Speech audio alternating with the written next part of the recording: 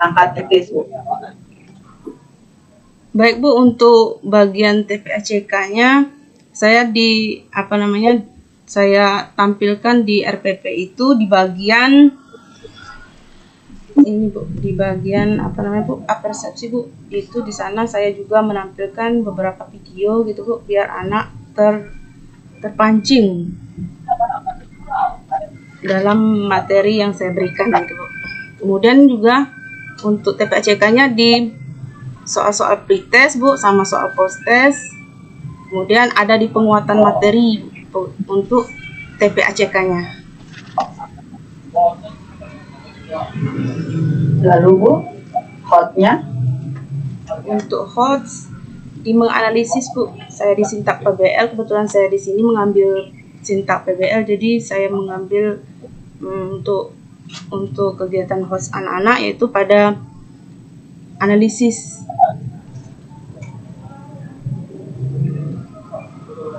Kemudian dalam pengerjaan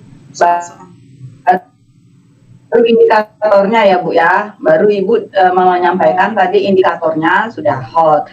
Lalu sekarang kita cek lagi kegiatan pembelajaran, di mana nanti siswa melakukan berpikir analisis Bu, sehingga kita bisa pastikan bahwa kegiatan pembelajaran yang Ibu rancang memang bisa mencapai KD atau indikator ini Bu. Katakanlah oke, dari yang pertama Bu, indikator yang pertama di perangkat Ibu yang pertama itu kan ada mengidentifikasi jenis-jenis muatan listrik. Ya, Bu. Nah, dalam kegiatan pembelajaran itu di mana siswa akan melakukan atau mencapai indikator kompetensi ini Bu? Di kegiatan LKPD-nya Bu, pas anak-anak melakukan penyelidikan praktikumnya. Ya, melakukan praktikum. Sekarang pertanyaan saya, ini kan Ibu mentargetkan bahwa siswa akan melakukan identifikasi jenis-jenis muatan. Nah, kemudian model pembelajaran Ibu ini PBL. Lalu di LKPD, di kegiatan yang mana anak-anak ini akan melakukan identifikasi jenis-jenis muatan, Bu? Pada saat anak-anak menggosokkan mistar atau sisir ke rambut yang kering, kemudian disiapkan kertas-kertas kecil sehingga bisa dilihat terjadinya tarik-menarik antara sisir dengan kertas-kertas kecil tadi, karena sudah terjadi perpindahan elektron Bu, pada sisir, sehingga bisa menarik kertas-kertas tadi. Kalau Ibu mengatakan terjadi perpindahan elektron. Sekarang kira-kira siswa bisa memahami itu Bu? Bisa mereka mengidentifikasi mana yang bermuatan positif dan negatif? Di LKPD 1 ya ini ya? Iya. Oke. Bisa Bu? Ini kan berbasis masalah Bu ya. Saya tidak melihat di sini ada masalah di LKPD Ibu Bu.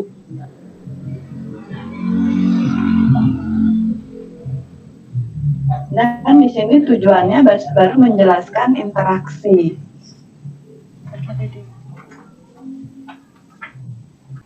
Nah, untuk di LKPD 1 bisa Ibu tunjukkan permasalahannya Bu, yang kemudian nanti diatasi oleh siswa? Yaitu siswa menganalisis Bu, peristiwa yang terjadi pada sisir plastik yang digosok dengan rambut. Itu permasalahannya Bu. Ke LKPD 1 Bu, LKPD 1. Iya, betul itu Bu, sisir plastik yang digosok pada rambut. Gejala listrik statis, kegiatan 2. Ini di sini saya hanya melihat ada setelah melakukan diskusi, peserta didik menjelaskan interaksi. 2. Langkah kerja, analisis data dan kesimpulan. Permasalahannya di mana?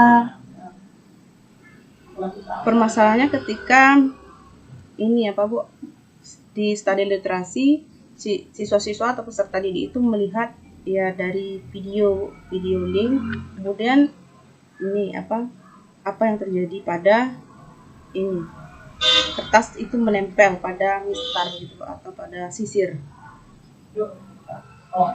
Lalu permasalahannya apa, Bu? Kan ini PBL, Iya. berbasis masalah. Kalau siswa sisir itu di video itu video apa yang Ibu sampaikan? Video Apa isi videonya? yang LKPD 1 itu video ketika sisir digosokkan pada rambut sehingga terjadilah tarik menarik gitu Pak, pada kertas kecil yang kecil-kecil. Lalu melalui kegiatan itu mereka mengidentifikasi ya Iya. jenis-jenis muatan, begitu Bu? Jenis muatan. Betul. Oke. Kemudian di indikator yang kedua itu menganalisis peristiwa listrik statis ya. Iya. Di indikator ini Ibu menargetkan menganalisis peristiwa yang terjadi pada sisir. Jadi Ibu ranah pengetahuannya konsepnya itu ini sebenarnya peristiwa apa sih yang mereka harus analisis? Kan ini kalau Ibu menyebutkan menganalisis peristiwa yang terjadi pada sisir plastik, konsep apa yang harus mereka lihat di sisir plastik itu? Kan itu intinya, Bu. Kalau mereka hanya melakukan analisis peristiwa lalu peristiwa yang dianalisis itu salah, apakah indikator pencapaiannya tercapai? KD-nya tercapai?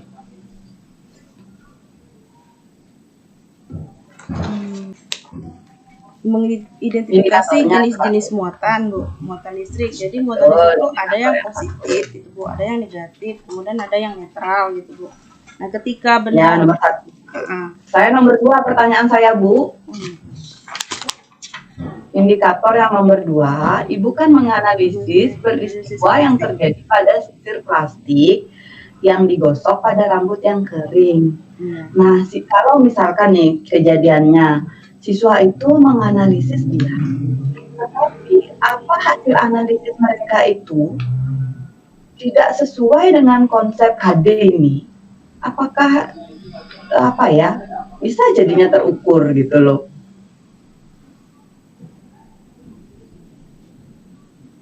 Jadi ini peristiwa apa sih yang mereka analisis, Bu? Peristiwa ini, Bu, tarik menarik antara dua muatan yang berbeda jenis itu, Bu. Untuk yang ke KD3-nya itu peristiwa muatan yang sama sejenis, jadi tolak menolak gitu. Tolak menolak kejadiannya. Ya, kalau ini kan sudah pasti yang nomor 3. Yang nomor 2 ini Ibu belum menaruh batasan di sini. Peristiwa apa yang mereka harus analisis? Peristiwa listrik statis. Betul, listrik statis. Iya, betul. Konsep listrik statis. Ya, jadi listrik statisnya yang Ibu masukkan di sini. Gitu. Sehingga nanti kita mengatakan bahwa siswa itu sudah menguasai KD 3.4 ketika dia mampu menganalisis peristiwa listrik statis. Kan begitu? Ya, Bu ya? Bisa, Bu. Oke, kemudian lanjut ke Ibu di sini mencantumkan materi pembelajaran. Ada kan materi itu materi faktual, konseptual, dan prosedural, Bu Eva ya. Bisa Ibu sampaikan kalau materi faktualnya itu apa ya, Bu?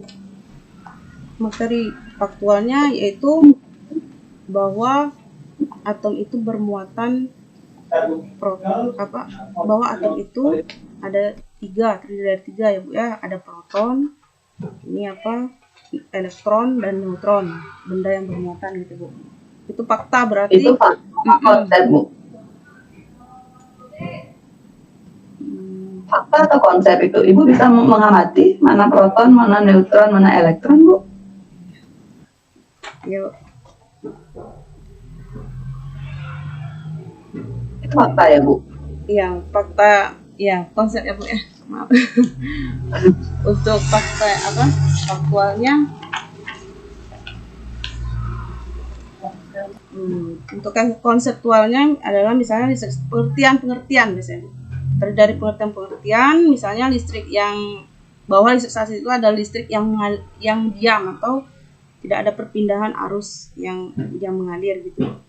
Kemudian untuk yang prosedural biasanya terdiri dari tahapan-tahapan. Jadi misalnya cara perpindahan aliran muatan listrik itu bagaimana gitu untuk yang materi pembelajaran yang bersifat prosedural. Ya, kalau yang faktualnya Bu, saya belum mendapatkan tadi faktualnya. Kalau faktual misalnya Bu? Misalnya bahwa plastik itu adalah isolator gitu Bu. Yang saya tangkap Ya, seperti itu Bu. Ya, jadi bahan-bahan konduktor itu apa saja, isolator itu apa saja kan? Itu yang termasuk faktualnya ya Bu Eva ya. Nah, lalu Bu, saya lanjutkan. Pada bagian pendahuluan, Ibu menuliskan di nomor 6, 7, dan 8, perangkat 1. Di situ ada kegiatan siswa menyimak persepsi dari guru tentang pelajaran berikutnya dan mengaitkan dengan pengalamannya sebagai bekal pelajaran berikutnya. Nah, Ibu cantumkan di situ ada communication. Bagaimana Ibu bisa menjelaskan ketika siswa itu menyimak, ada kegiatan komunikasi di situ. Ada membelajarkan communication di situ, Bu. Mungkin di sini saya tafsiran saya gini Bu, saya itu menyampaikan pesan kepada anak, jadi ada komunikasi di sana. Nah, dari persepsi yang diberikan, yang mengkomunikasikan, menyampaikan pesan kan Ibu. Ya, sedangkan communication yang 4C ini, pembelajaran abad 21, kita ingin belajarkan ke siswa Bu, sehingga fokusnya adalah pada kegiatan siswa.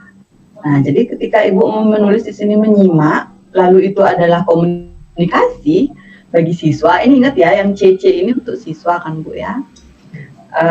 Maka ini kan tidak sesuai jadinya. Betul tidak? Betul Bu, tidak ada communication di sini ya. Iya Bu, nanti saya perbaiki Bu. Oke, nah lalu di kegiatan 7 ini siswa bertanya jawab dengan guru berkaitan dengan materi sebelumnya. Ini Ibu ada collaboration ya, collaboration scientific. Padahal justru di sini bisa muncul communication-nya Bu, karena mereka bertanya kemudian menanggapi pertanyaan dari temannya, gitu Bu ya. Kemudian ini saya melihat bahwa siswa Ibu kebanyakan menyimak ini Bu ya. Ada ini nomor 8, siswa menyimak apersepsi. Ini kenapa banyak sekali apersepsinya Bu?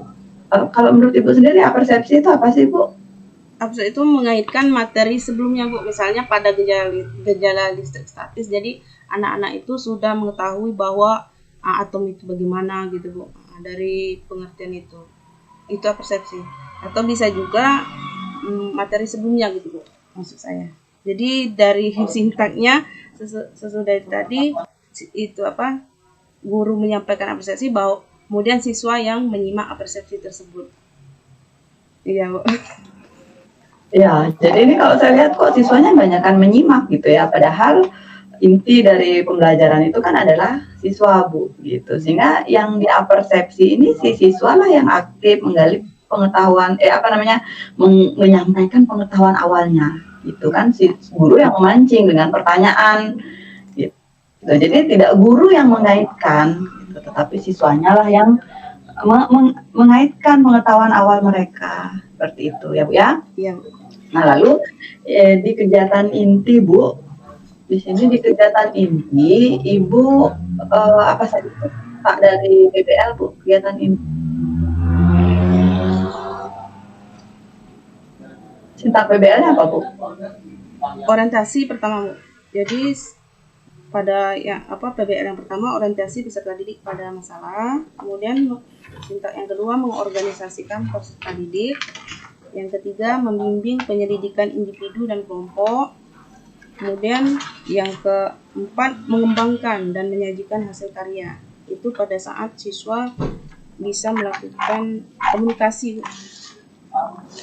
Kemudian mengasosiasikan, yaitu tahap PBL-nya menganalisa dan mengevaluasi proses pemecahan masalah.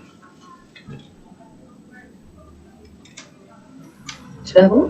Baru nanti selesai itu baru kegiatan penutup. Oke, Oke. Nah, dalam kegiatan pembelajaran ini kan berarti Ibu apa namanya sudah mengintegrasikan nilai sikap ya dalam proses pembelajaran, betul Bu? Betul, Bu. Nah, sikap apa saja yang Ibu integrasikan Bu Di sini dalam sikap pembelajaran yang dirancang? disiplin, tanggung jawab, betul. Religius, Disiplin, tanggung jawab, ya. itu. Ya, untuk sikap penilaian keterampilannya.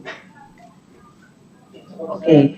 Nah, sekarang ketika Ibu membelajarkan, jadi mencapai indikator yang pertama, kita lihat dari tujuan pembelajarannya, mereka mengidentifikasi jenis-jenis muatan listrik, ya, dengan tepat dan tanggung jawab.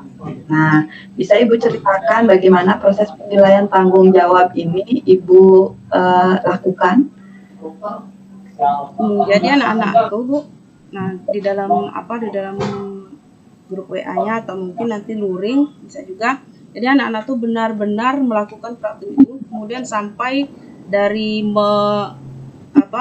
mengidentifikasi masalah, merumuskan masalah, kemudian sampai ke penyelidikan, kemudian memberikan hasil presentasi. Nah, kemudian ada penugasan, kemudian di hasil presentasi itu anak-anak benar-benar mengerjakan gitu. Nanti ada rubriknya gitu, rubrik di instrumen penilaian sikapnya gitu. Oke, Bu. Jadi di sini untuk kegiatan yang pertama, tujuan indikator yang pertama itu kan dicapai melalui pengamatan pada kehidupan sehari-hari dengan mengidentifikasi pada listrik melalui pengamatan pada kehidupan sehari-hari. Nah, berarti kan Ibu akan melakukan penilaian tanggung jawab pada pengamatan mereka gitu. Ini ceritanya tujuan ini. Lalu yang ingin saya ketahui, bagaimana Ibu bisa menilai hasil pengamatan itu dilakukan dengan tanggung jawab. Jadi indikator tanggung jawab yang Ibu gunakan itu apa saja?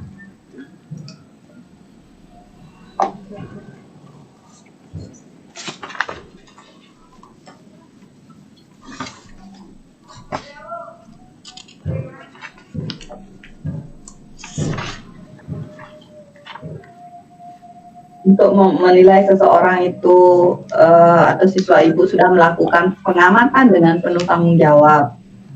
Bagaimana Ibu menilai? Nanti ada rubrik itu, Bu, dari pengamatan siswa sendiri. Jadi nanti ada penilaian teman sejawat gitu. Bagaimana teman sejawat bisa menilai tanggung jawab temannya, Bu? Rubriknya seperti apa? Apa saja yang Ibu gunakan?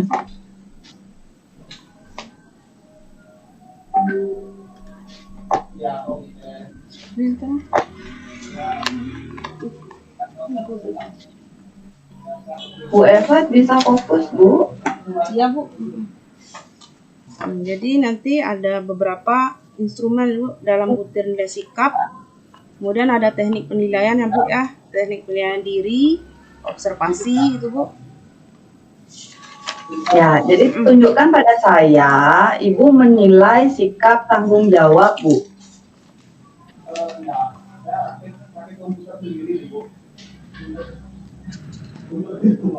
Siswa mengamati sendiri, Bu, bukan pengamatan orang lain. Bagaimana Ibu menilai bahwa dia atau siswanya itu memang mengamati sendiri, bukan pengamatan orang lain? Sementara yang diamati itu sama. Bagaimana Ibu mengecek bahwa dia itu menuliskan hasilnya sendiri? Bisa dipoto, Bu, bisa didokumenkan, kan? Bagaimana Ibu melakukan satu persatu pada semua siswa Ibu, Bu? Ini kan kita berpikir Ibu akan menerapkannya di kelas. Iya. Karena Ibu akan menilai tanggung jawab untuk tujuan indikator yang pertama. Di situ Ibu melalui pengamatan pengamatan apa tadi itu? Pengamatan pada kehidupan sehari-hari dengan tepat dan tanggung jawab. Nah, bagaimana Ibu menilai tanggung jawab itu pada kegiatan mengidentifikasi jenis-jenis muatan listrik ini? Indikatornya apa saja? Karena di sini saya belum melihat ada indikator penilaian tanggung jawab, Bu. Ini penilaiannya nomor ini aspek sikap tanggung jawab, aspek tidak pernah melakukan perilaku yang dinyatakan, kemudian perilaku kadang-kadang, sering.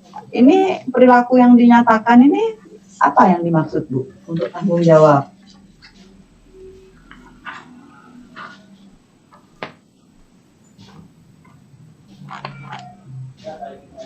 Apabila Belum tahu, misalnya peserta didik itu serius, Bu, dalam melakukan kegiatan praktikumnya, tidak main-main gitu. Ya.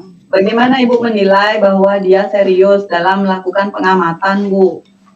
Nanti saya ada rubriknya, Bu. Mana rubriknya? Itu yang saya tanyakan dari tadi. Ibu, sekarang saya tanyakan aspek sikap tanggung jawab. Ibu larinya ke salah satu serius gitu. Rubriknya mana dia? Bagaimana seseorang itu kita bisa katakan serius mengamati? Apakah kalau dipelototin gitu objeknya itu serius? Atau ketika dia mendapatkan banyak data dari satu objek, itu kita katakan serius. Nah, itu berarti Ibu belum buat ya? Iya, nanti saya tambahkan, Bu.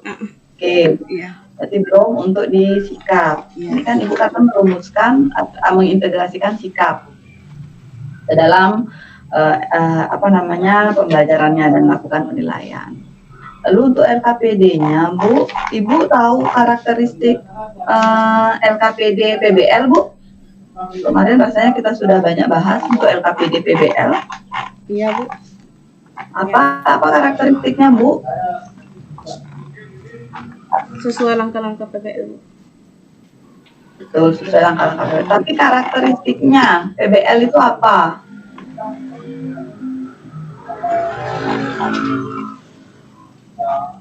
Rasanya kita sudah pernah bahas bahwa kalau PBL itu kan tidak ada berupa pertanyaan di dalam LKPD, tapi adanya adalah petunjuk.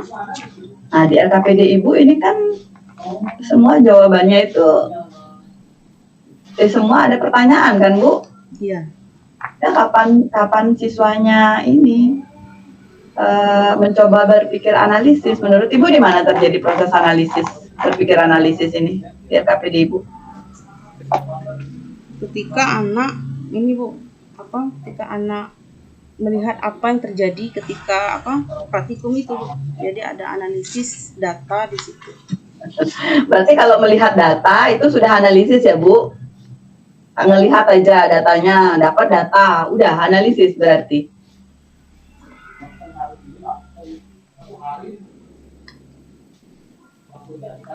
Iya, Bu. Mungkin ya, saya sampai situ. Kalau dia sudah praktikum, pokoknya kalau dia sudah dapat data, sudah melakukan berpikir analisis ya, Bu? Menurut Ibu?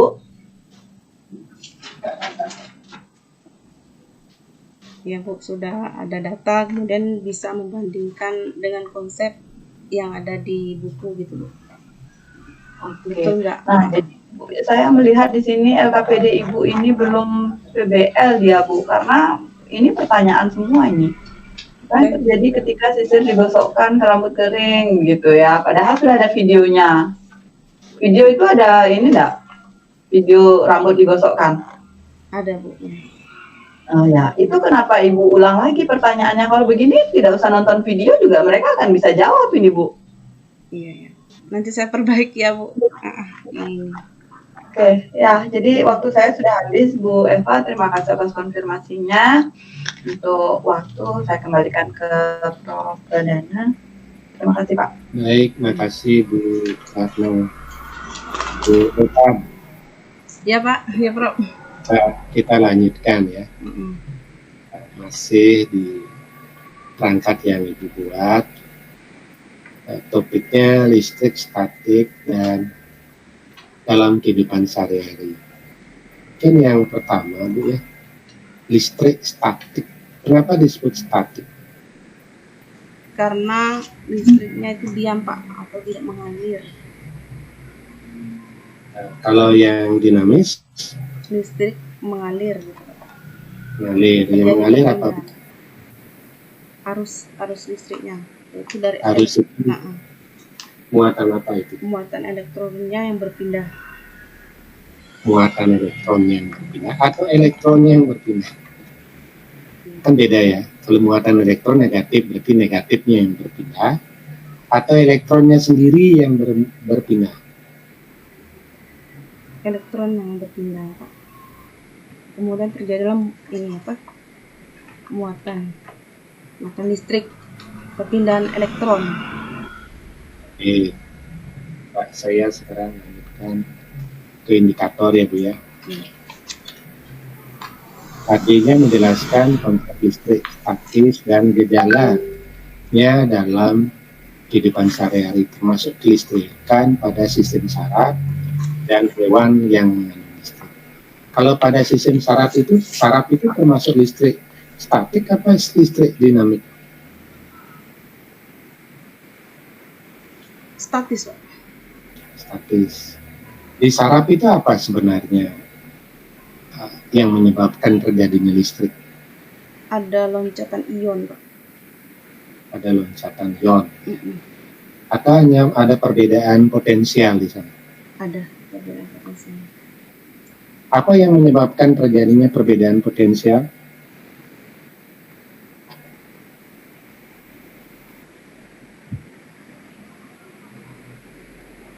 Adanya rangsangan, Pak. Nah, Ya.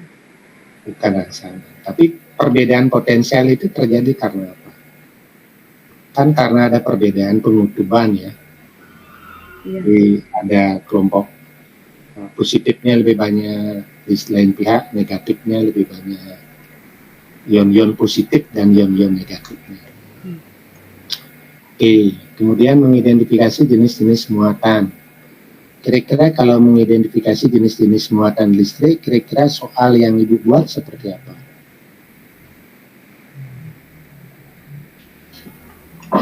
Jadi untuk soal, Pak,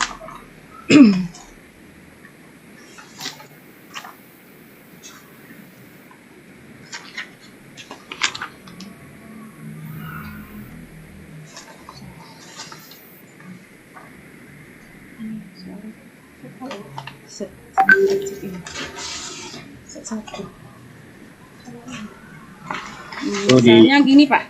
Misalnya benda A menarik benda B, kemudian benda B menolak benda C, kemudian benda C menolak benda D. Jika benda D bermuatan positif, maka dapat disimpulkan bahwa benda A bermuatan positif, benda B bermuatan positif, atau benda C bermuatan positif. Itu untuk contoh soalnya, Pak. Contoh soal pada mengidentifikasi jenis-jenis muatan yang saya buat, Pak. Oke, saya lanjutkan menganalisis indikator yang kedua. Menganalisis peristiwa yang terjadi pada sisir plastik yang dikosok dengan rambut kering. Apa peristiwa yang terjadi, Bu? Terjadi perpindahan elektron, Pak. Ketika sisir digosok di rambut, sehingga rambut sisir tadi kelebihan elektron. Oke, peristiwa ya. Kan jawabnya peristiwa apa yang terjadi kan? Terus dianalisis peristiwanya kan begitu, Bu ya? Iya. Terus bagaimana kan itu peristiwa itu, hasil analisis dari peristiwa itu seperti apa?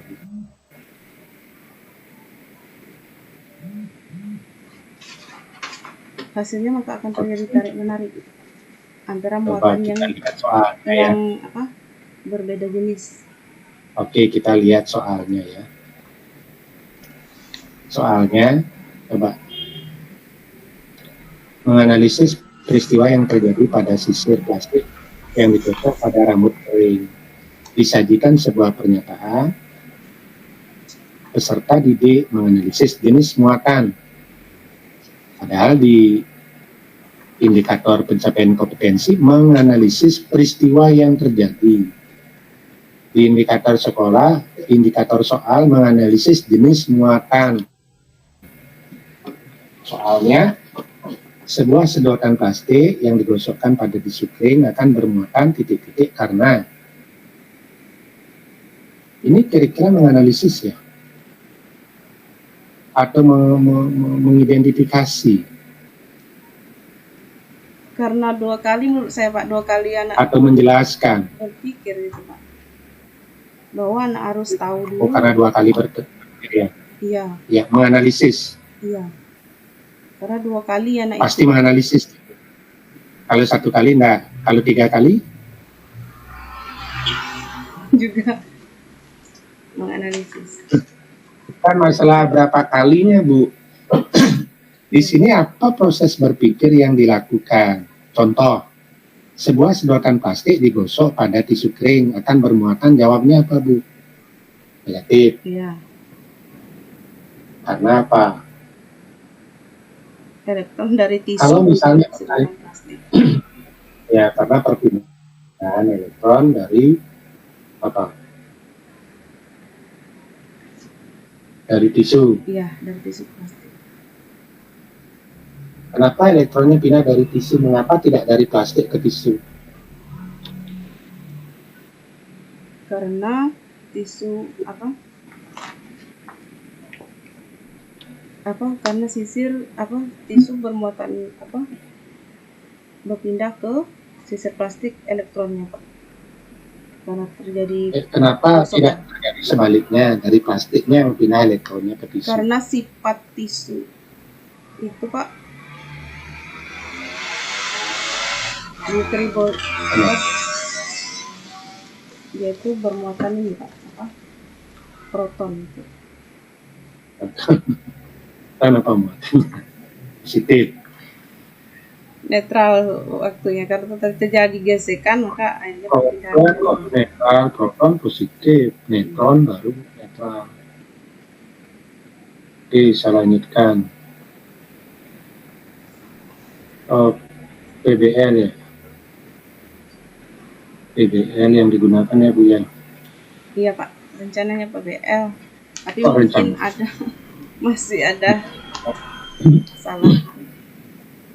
Nah, sekarang di masalah yang Bu sampaikan, orientasi peserta didik pada masalah, guru menampilkan gambar dan video pada PowerPoint.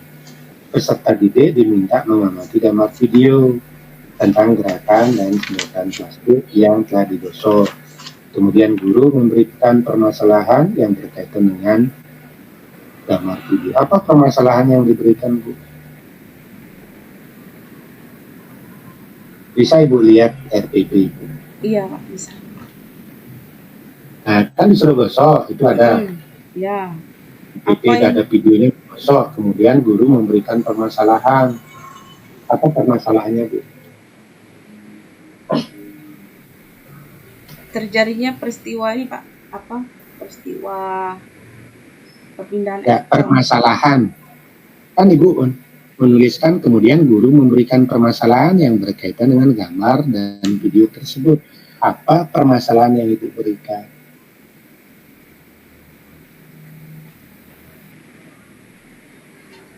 Mungkin kurang ya Pak ya? Enggak, kan Ibu menulis gitu kan, saya nanya. Nanti kalau nggak jelas permasalahannya kan bingung siswa, apa yang mau dijawab kan begitu.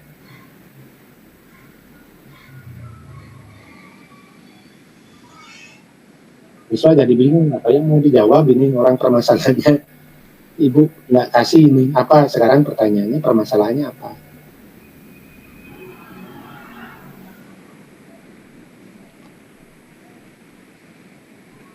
Oke. Kalau nggak ada permasalahan kan berarti nggak bisa Ada diteruskan. gerakan sedotan plastik Pak. Setelah digosok Gimana? dengan tisu ada gerakan. Ada gerakan gimana? Nggak, permasalahan bukan berarti apa permasalahan, mengapa gini, itu misalnya. Mengapa terjadi itu ya Pak ya? Terjadi Apa? gerakan, kok bergerak gitu, apa terjadi ada gerakan antara Gerakan apa maksudnya? plastik dengan tisu gitu Pak. Peristiwa Digosok apa apa yang ditarik Bu sebenarnya? Kan digosok baru digosok dia kan dengan tisu kan. Terus plastiknya menarik apa dia? menarik tisu tadi. Apa potongan kertas atau apa gitu misalkan? Iya Pak.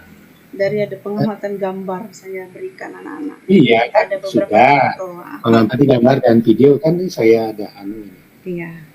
Iya, terus Setelah mengamati gambar dan video, kemudian guru memberikan permasalahan. Permasalahannya berupa apa, Bu?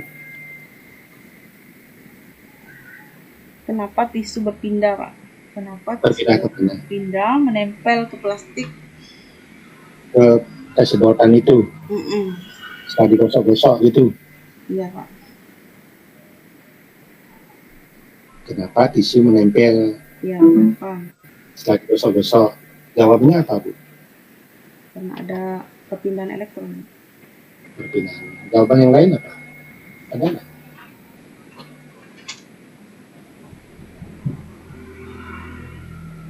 Karena si plastik tadi kelebihan elektron, jadi dia bisa menarik. Ya kan sama juga kan, karena perpindahan dari tisu ke elektron kan dia lebih, kan sama. Ada nggak jawaban yang lain?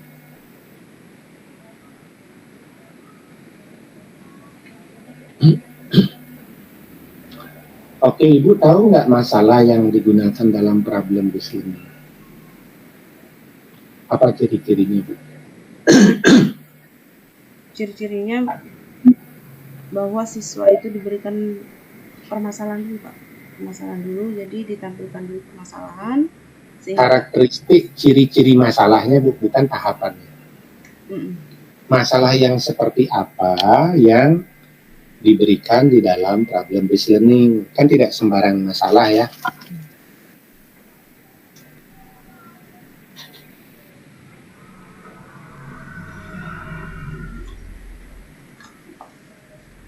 Gimana, Ibu?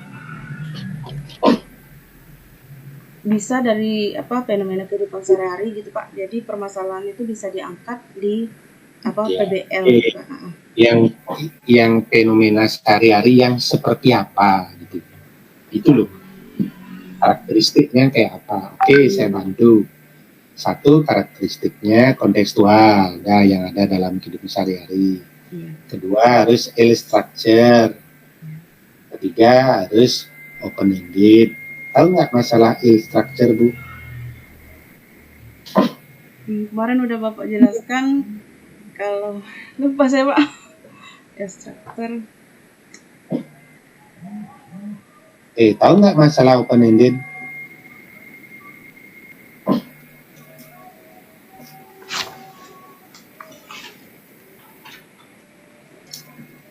Maksudnya siswa itu ya jangan dulu diberikan masalah yang terlalu ini, Pak, jadi siswa mencari sendiri jawabannya. Menurut saya seperti itu, Pak, open-ended. Jadi tidak berarti belum ya dipahami. Kebalikan open-ended, berarti guru terlalu open-ended gitu, Pak. Jadi siswa jangan diberikan langsung jawaban gitu, Pak. Jadi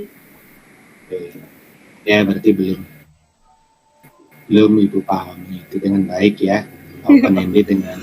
Karena dari PPG inilah, Pak, saya banyak belajar yang masalah model-model. Paling cuman kalau ya ada kenaikan pangkat aja, Pak, gitu, pakai model.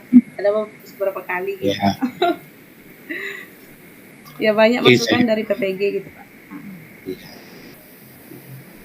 Oke, saya akan yang lain aja kalau ditanya.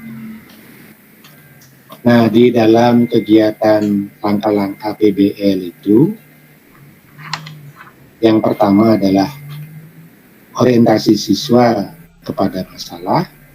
Yang kedua, mengorganisasikan peserta didik. Apa yang Ibu lakukan dalam rangka mengorganisasikan peserta didik ini? Yaitu membagi kelompok. Jadi membagi kelompok peserta didik misalnya dibagi nanti kelompoknya misalnya dari 4 atau 5 orang, jadi dibagi gitu per kelompok gitu, Pak. Menurut saya seperti itu, Pak, dalam mengorganisasikan peserta didik. Kemudian diarahkan bagaimana dalam penyelesaian LKPD-nya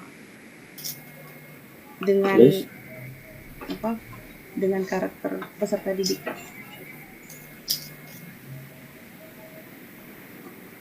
Terus itu aja. Terus membimbing penyelidikan kelompok, membimbing penyelidikan individu dan kelompok, apa yang dilakukan?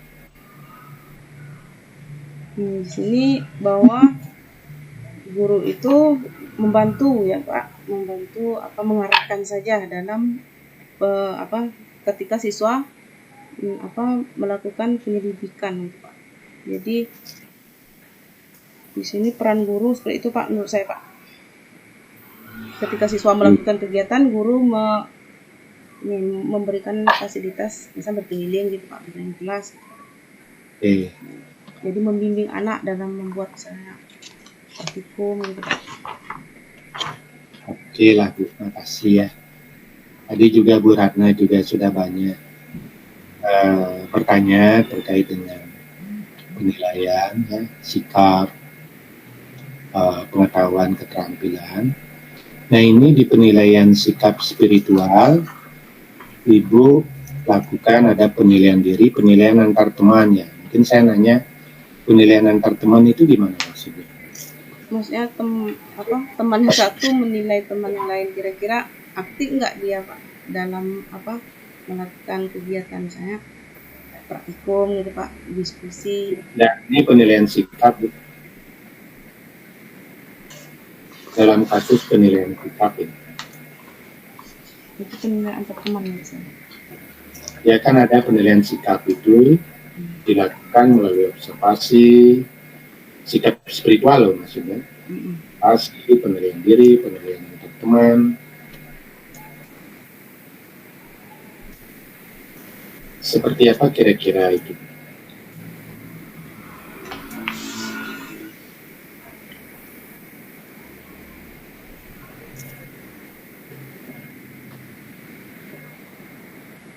Penilaian sikap ya. Nggak terbayang. Dibuat rubrik ada Kak. Jadi dibuat rubrik. Ya, apa saja komponen-komponennya? Misalnya Kira-kira ya apa saja komponen-komponen yang dinilai terkait dengan sikap spiritual dinilai oleh temannya. bisa dalam dia berdoa Pak, kalau untuk spiritual apa dia Ibu main-main enggak? akan lakukan ini enggak?